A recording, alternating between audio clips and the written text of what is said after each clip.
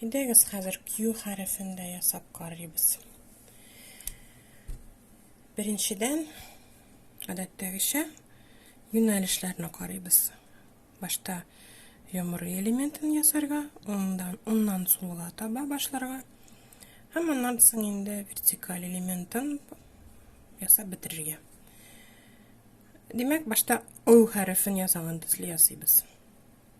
Оннан солға таба, һәм таяққа шыған элемент үстен асқа таба, һәм кеңет қабат үске менә.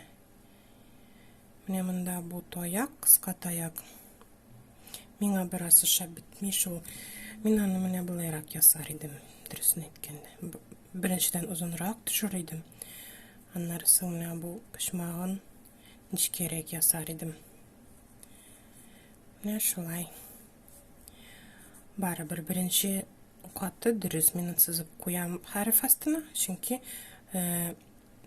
уклар юнәлешләре үтелгән. Кабатлап язам. Хәзер икенче катны карыйбыз, күзәтәбез. Менә бу юл читләренә тиргә тиеп торырга тиеш хәрефнең кырлары. Әгәр дә инде юнәлеше дә дөрес, читләрдә тиелгән икән, монысын да сызабыз. Кабатлап әйтәм, менә мондый хәрефләргә игътибар бирмәскә тырышабыз, алар юксыман дип кабул итәбез. Һәм көтәбез әйбәтрәкләрен. Берничә булса, инде әйбәт хәрефләр, шуларны сызабыз, шуларны мактыйбыз. Ошамаган хәрефләр турында сөйләшү булмасын. Шулай ук сызыклар сызу аша тәрбиялибез балада бүтән хәрефләр язу белүләрне. Хәзер R дигән хәреф бу. Башта өстән аска, кыска таяк бу. Аннары өстәге өлештән таяк ұшынан дисәк була. Онға таба менә рычагка охшаган бер элемент. Монда юнәлешләр дөрес, бу хәрефләр безгә ошый. Димәк, балам менә болай ясый башласа, андый чаклар күп була. Дөрес түгел, яисә бер элементы дөрес түгел, икенчесе дөрес, барыбер аны сызмаска теләр идем мин. Bütün элементлары дөрес юнәлештән булсыннар. Һәр икенче катны кушабыз. Менә бу юл читләренә җитсен иде хәреф. Җитсен, кырыйларына чыкмасын иде. Җитеп бетсен иде. Менә шушы 4 хәреф арасында икесе астына сызып була. Менә монда әзгенә чыгып тора да инде. Бик нык хата түгел инде барыбер. Сызсак та ярый. Хәзер S хәрефен. Йыланга охшаган бер элемент булып тора инде бу. Почмактан башлап сулга таба, аннары якка аска таба, аннары яңадан сулга менеп китәм шулай. Аны буталарга да мөмкин G хәрефен ошатып. Алайса мөһим нәрсә булсын, оннан сулга таба. Менә монысы безгә ярдәм итәчәк. Башта оң, аннары сул. Менә булай астан өскә таба берничә инде кылану булса, юк, аны сызмыйбыз, аны күрмибез.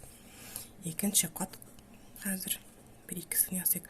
Анда инде юлның читләрен күзәтәбез. Оннан сулга һәм юлларга читләренә җитеп торсын, кырыйларына чыкмасын. Шушы 4 варианттан икесен сайлап аска сызам, мактыйм сызган хәрефләр астына. Асларына сызган хәрефләрне. T хәрефе бу узын хәреф. Аны инде бик узын таяктан башлап, кыска гына перпендикуляр таякчы. Таякка ничек дип әйтелә микән? Кыска таяк. сызылып куя. Üstten asqa. Обязательно. Birinci etap dürüst bulup çıktık. Hazır şeitlerini күзәтеп. Bu harf uzun. Bu менә bulay başlanmasın idi. O dürüst bulmayacak. Onun uzunluğu күренеп tursun.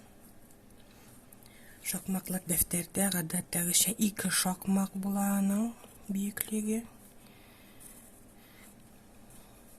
Булды, менә bu harfler dürüst. Менә булайрак китсә инде, әгәр дә күрсәгез. Аңа игътибар бирмичә, бүтән harfкә астына сызырга. Булды. Ю harfi хәзер. Безнең и harfine ошап торган harf. Üstten aска таба, аннары оңга, аннары кыска таяк. Гади гына üstten aска таба. Менә булай. Монда эшләп карыйк. Башта юнәлешләрне. Birinci etap dürüst.